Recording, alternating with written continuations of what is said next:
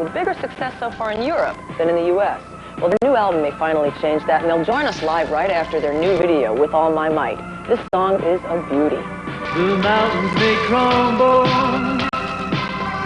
That's With All My Might from Sparks. Their new album is known as Pulling Rabbits Out of a Hat, which is a bit of magic, and they've decided to give us some magic today, too, here on New Grooves, because they've joined us in our studio.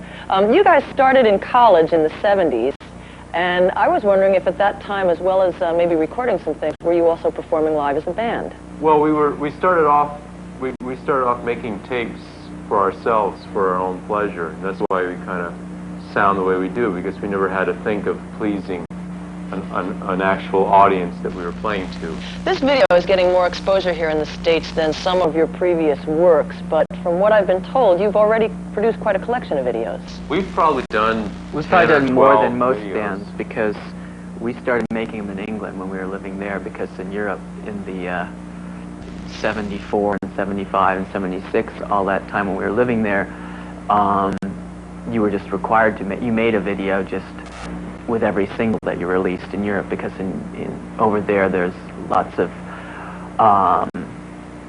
places where you can have the videos shown, and all over Europe there was always shows that were like the equivalents of MTV, not 24-hour rock shows, but shows that would use videos all the time. And so it's just that it's become a recent thing in America, having videos, and everyone says, oh, the video revolution, but the video revolution's been going on forever in Europe.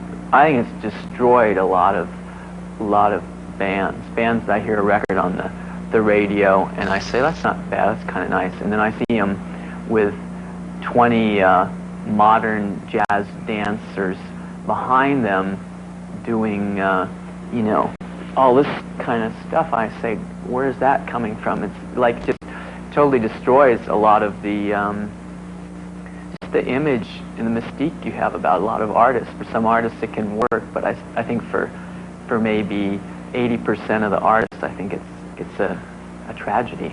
Yeah, they can remove the imagination on the part of the viewer a lot of times. Speaking of imagination and inspiration maybe as well, who is out there that's really doing it for you guys these days? We'd like to know musicians' tastes in musicians.